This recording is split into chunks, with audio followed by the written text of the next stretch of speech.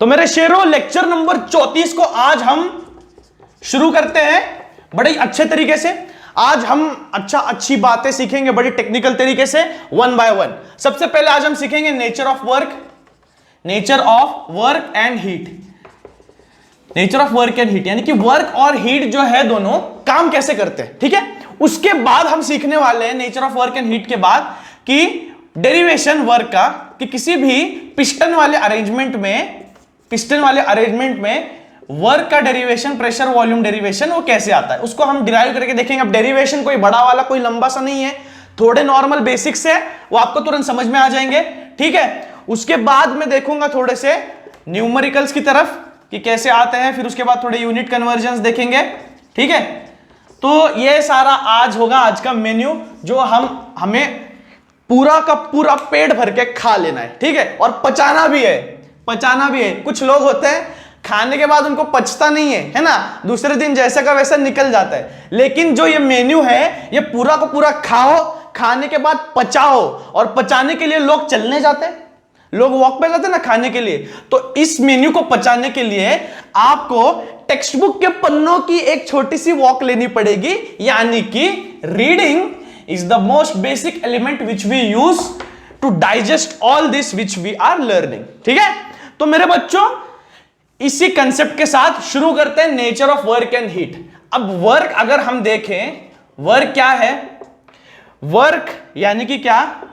काम, बेसिकली कोई भी काम करना। अगर मैकेनिकली हम देखें, यानी कि मैकेनिक्स के कंसेप्ट के थ्रू, work is anything when we apply a force, a thing moves from a position from to the another position. यानी कि क्या?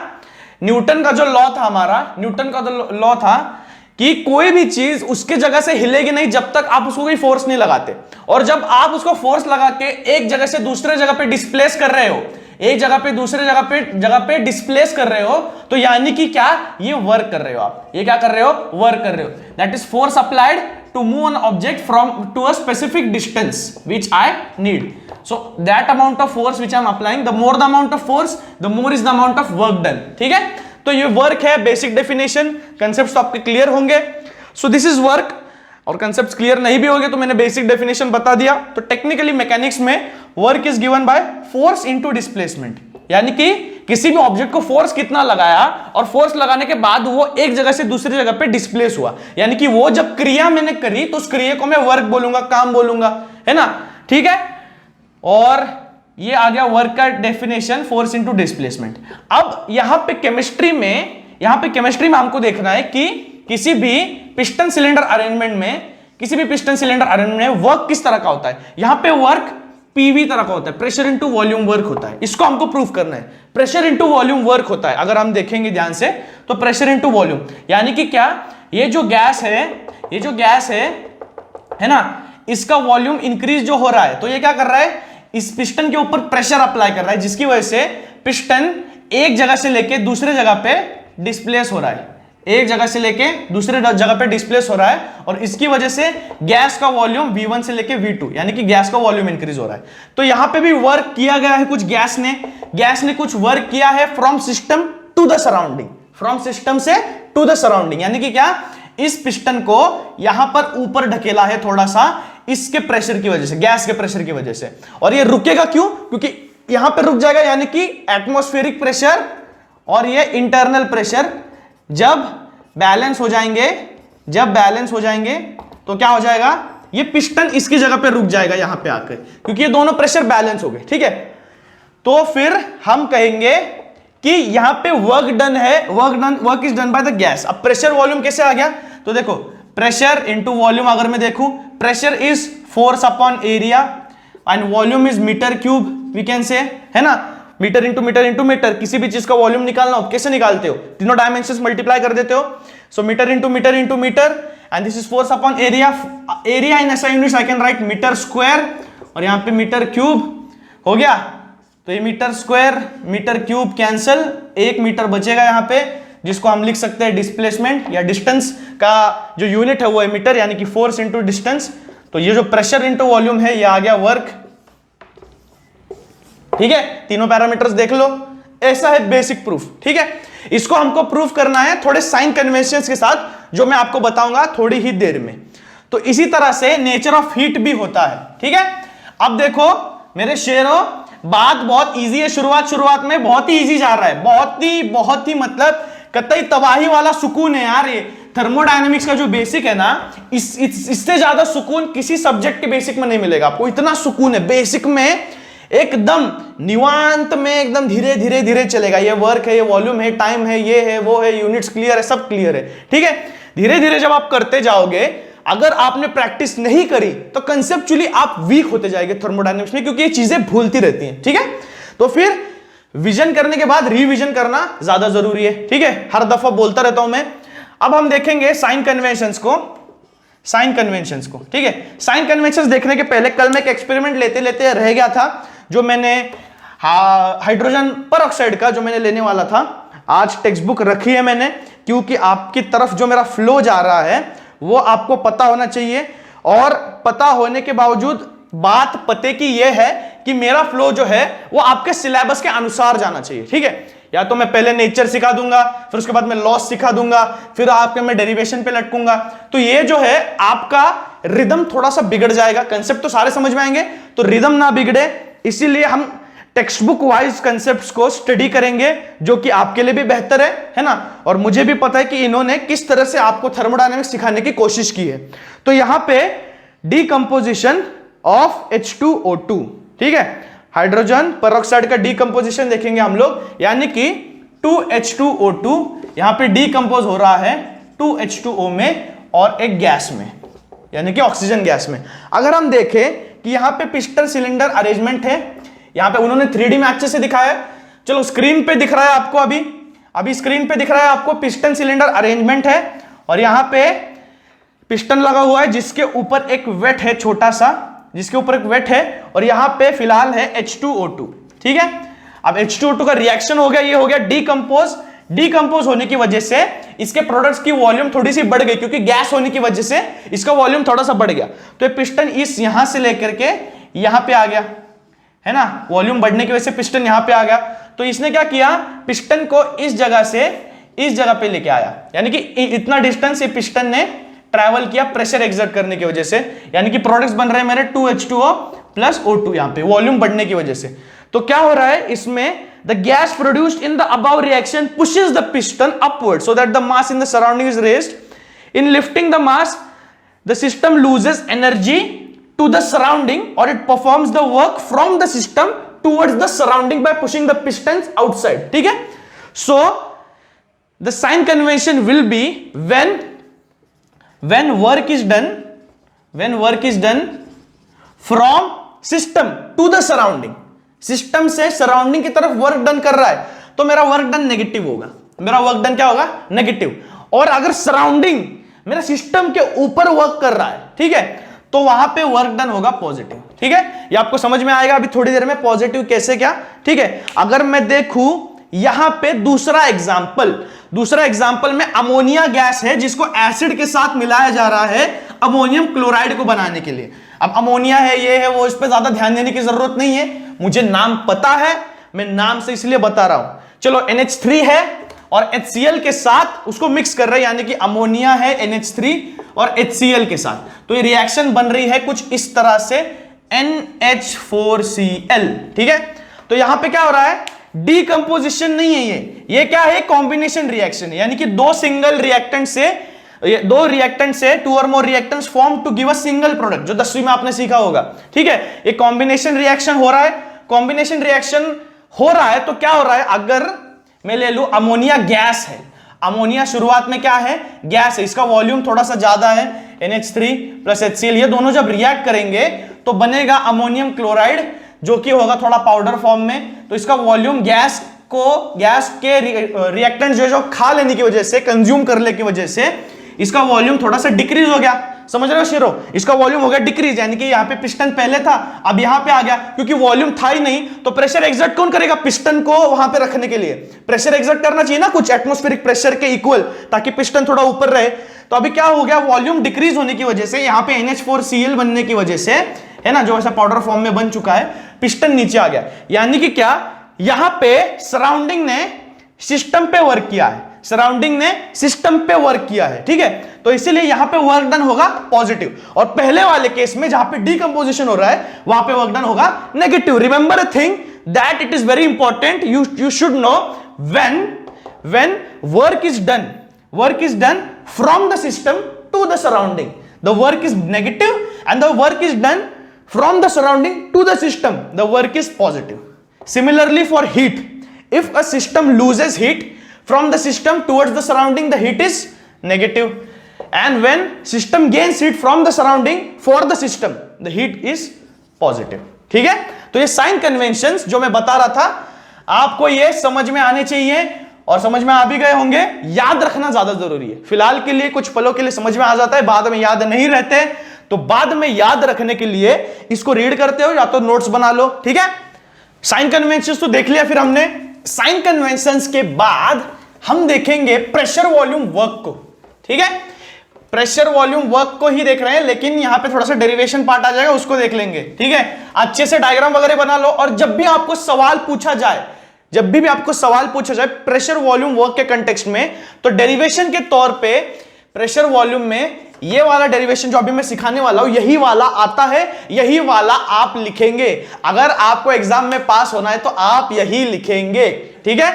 तो समझ जाओ बच्चों, ठीक है। तो इसको हम देख लेते हैं फटाफट से, है ना, कोई बड़ी वाली डेफिनेशन डेरिवेशन ऐसी नहीं है, छोटी है, फटाफट से देख लेते हैं। यहां पे एक expression for pressure volume work, ठीक है, यही आप टाइटल भी दे दो, आप भी यही टाइटल दे दो, ठीक है। अब मैं देख रहा हूं यहां पे एक पिस्टन सिलेंडर अरेंजमेंट है, फिर से पिस्टन सिलेंडर से थकना नहीं है, हारना नहीं है गित्ता, पिस्टन सिलेंडर से थकना नहीं है। देखो शुरुआत में क्या है, यहां पे मेरा पिस्टन सिलेंडर का ऐसा अरेंजमेंट है, ठीक है। मैंने यहां पे कोई गैस डाल दिया, गैस है यहां पे। अब ये गैस क्या करेगा, प्रेशर एक्सर्ट करेगा इस पिस्टन पे, और ये पिस्टन क्या करेगा, इनिशियल लेवल जो इसका यहां पे था, ये पिस्टन क्या करेगा, प्रेशर एक्सर्ट करेगा। कितना प्रेशर एक्सर्ट करेगा, इतना प्रेशर ताकि वो एटमॉस्फेरिक प्रेशर के इक्वल हो जाए, और पिस्टन फिर एक जगह पे आके रुक जाए, यानी कि मैं कहूंगा इस पॉइंट पे, ठीक है। यानी कि पिस्टन जो है इतना डिस्टेंस वो ऊपर उठा है, पुश किया गया है गैस के द्वारा, क्योंकि गैस ने प्रेशर लगाया उसको, और यहां पे इसका वॉल्यूम यहां पे V1 था, और फिर उसके बाद पूरा ऑक्यूपाई होके बन गया वो V2, ठीक है। अगर मैं इसका एग्जांपल दूं तो समझो कोई कोका कोला की आप बोतल ले लो, ठीक है। बाहर का एटमॉस्फेरिक प्रेशर कोका कोला के अंदर वाली बोतल से कई कम है, बहुत कम है, उसमें जो प्रेशर है वो बहुत ज्यादा है। तो क्या करते हो आप, जब रिलीज करते हो करके किस आवाज आती है, जिसकी वजह से क्या होता है, जो प्रेशर ज्यादा था वो कम की तरफ बढ़ता है, बहता है, और वो इक्विलिब्रियम में आने की कोशिश करता है। जैसे चाय गर्म होती है, वो रूम टेम्परेचर पे आने की कोशिश करती है, वैसे प्रेशर है दोस्तों, प्रेशर है मेरे चीतो। प्रेशर क्या होता है, ज्यादा से वो एटमॉस्फेरिक प्रेशर को मैच करने की कोशिश करता है, इसलिए करके आवाज आके वो प्रेशर इक्वलाइज हो जाता है। उसके बाद आप आराम से पी सकते हो, ठीक है। गैस को कंप्रेस करके, CO2 को कंप्रेस करके, यानी कि प्रेशराइज करके उसमें उसका अंदर भरा जाता है, ठीक है। उसको खोलते हैं तो डीप्रेशराइज होने के बाद एटमॉस्फेरिक प्रेशर के इक्वल आ जाता है। तो उसी तरह से गैस क्या करता है, एक ऐसा प्रेशर एक्सर्ट करता है कि पिस्टन यहां पे जाके रुकेगा जितना कि वो एटमॉस्फेरिक प्रेशर के इक्वल आ सके। P atmosphere is equal to the P external, P external यानी कि P एटमॉस्फेयर, ठीक है। P एक्सटर्नल यानी कि क्या, सराउंडिंग का प्रेशर। अब एक्सटर्नल में कौन है, सराउंडिंग में कौन सा प्रेशर है, surrounding is the universe, so the pressure is P atmosphere, so which is the external pressure, ठीक है। अब यहां पे अगर मैं वर्क डन, ठीक है, वर्क डन में निकालूंगा तो हमको पता है यहां पे इन्होंने ले लिया है फोर्स और प्रेशर का relation, pressure is equal to force applied per unit area. तो हम निकालेंगे यहां से force is equal to pressure into area, the pressure applied into the area which is force. अब ये जो प्रेशर है ये अप्लाई कौन कर रहा है, गैस, और ये कौन सा प्रेशर है, ये वही प्रेशर है which is the atmospheric pressure, क्योंकि उतना ही प्रेशर वो अप्लाई कर रहा है इक्वलाइज होने के लिए। अब एटमॉस्फेरिक प्रेशर को यहां पे एक्सटर्नल प्रेशर क्या कहा गया है, एटमॉस्फेरिक प्रेशर इसके ऊपर है और ये यहां से प्रेशर एक्सर्ट कर रहा है, ठीक है। तो दोनों प्रेशर इक्वल ही है, लेकिन बस इसकी साइन ऑपोजिट आ जाएगी, ठीक है। Magnitude is same but sign is different, that's the only difference between them. So P I will write it as minus P external. Minus sign कैसे आए आपको समझ में आया, सिस्टम से सराउंडिंग की तरफ जा रहा है, प्रेशर बाहर का यानी कि pressure of atmosphere by pressure applied by gas, they both are same, but it's just that the pressure applied by gas, the magnitudes of both the things are same, but it is from the system towards the surrounding which is in the opposite direction. अगर हम gravity के problems अगर solve करेंगे तो anti gravity में कोई चीज जा रही है ना, बॉल हम नीचे से ऊपर फेंकेंगे तो माइनस में लेते हो आप चीजें, मैग्नीट्यूड सेम होता है चाहे, लेकिन आप चीजें माइनस में लेते हो क्योंकि ग्रेविटी के अगेंस्ट आप कर रहे हो। तो उसी तरह से यहां पे मैं अगेंस्ट जा रहा हूं प्रेशर के, यानी कि नीचे से ऊपर, तो डायरेक्शन की कोई चिंता नहीं, लेकिन उतना है कि सिस्टम टू सराउंडिंग जा रहा है, इसीलिए प्रेशर आएगा नेगेटिव, एटमॉस्फेरिक प्रेशर के इक्वली आएगा, ठीक है। Into the area, area is this area of the piston I can say, ठीक है। यहां पे आ गया फोर्स।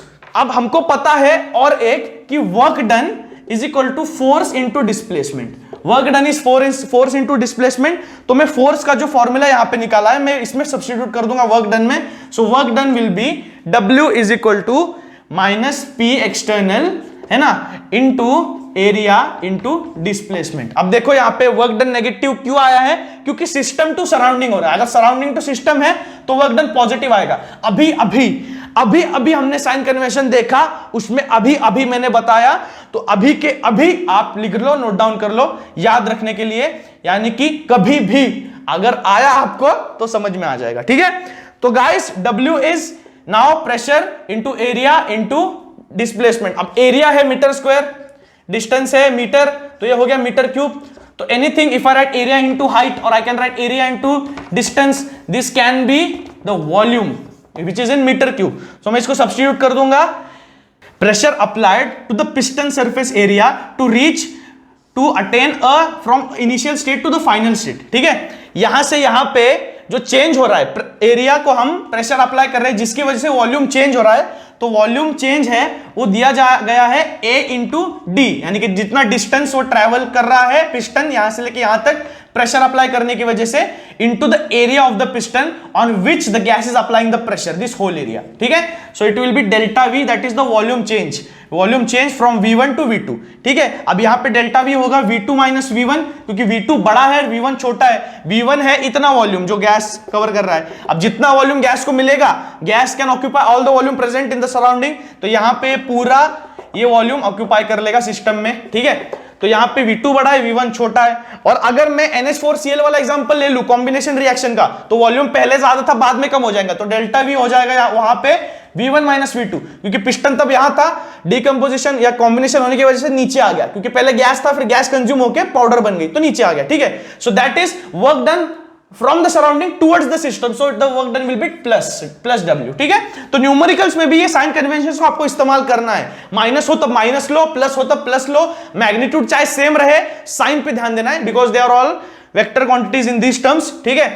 सो V2 माइनस V1 आ गया, ये A इंटू डी, ठीक है। तो हम लिख लेंगे minus P ext into delta V which is W, और I can write as W is equal to minus P delta V। This is the final derivation, और आप यही लिखेंगे, ठीक है।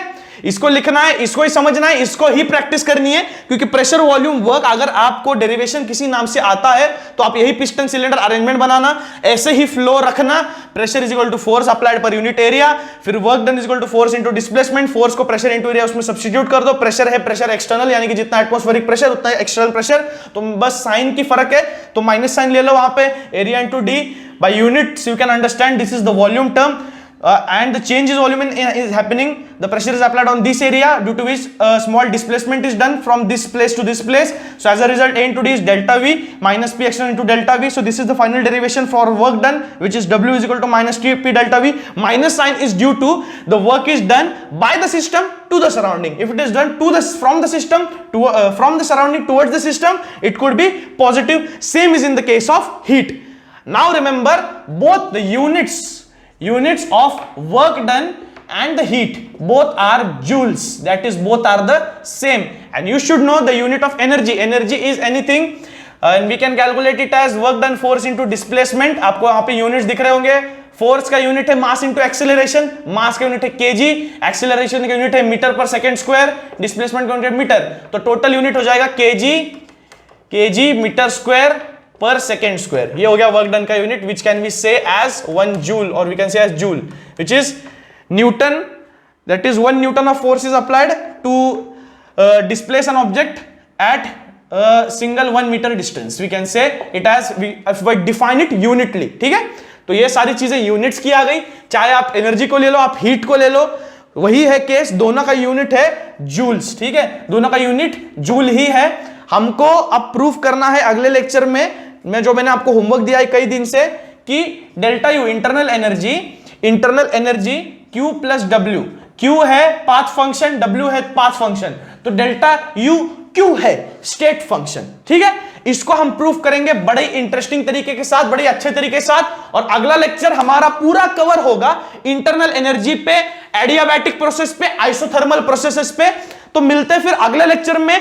आज यहां पे इन चीजों को देते पूर्ण विराम. विजन करते रहिए, रिवीजन करते रहिए, रीड करते रहिए, लाइक और शेयर और सब्सक्राइब ये भी करते रहिए. ठीक है, डाउट हो तो पूछिए, अवेलेबल हूं, बता दूंगा, अच्छे से समझ में आ जाएगा. टाइम है, पढ़ लो. ठीक है, पढ़ लो, कुछ बन जाओ. ठीक है, तो पढ़ने वढ़ने की बात तो छोड़ो. और एक बात यह है कि जल्दी से जल्दी हम आ रहे हैं 11th स्टैंडर्ड के फिजिक्स के लेक्चर को लेकर के, जहां पे ऋषिकेश बड़गुजर सर खुद पढ़ाएंगे, जो दीक्षा कोचिंग क्लासेस के डायरेक्टर भी हैं. वो खुद आपको 11th स्टैंडर्ड के फिजिक्स के साथ आपकी शुरुआत करेंगे.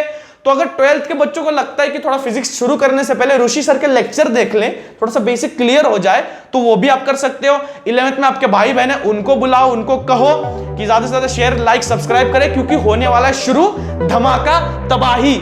क्योंकि ये जहर तो शुरू है, तबाही अभी आ रही है. So before arrival I am informing you. ठीक है, तब तक के लिए goodbye and yes, will meet in the next lecture.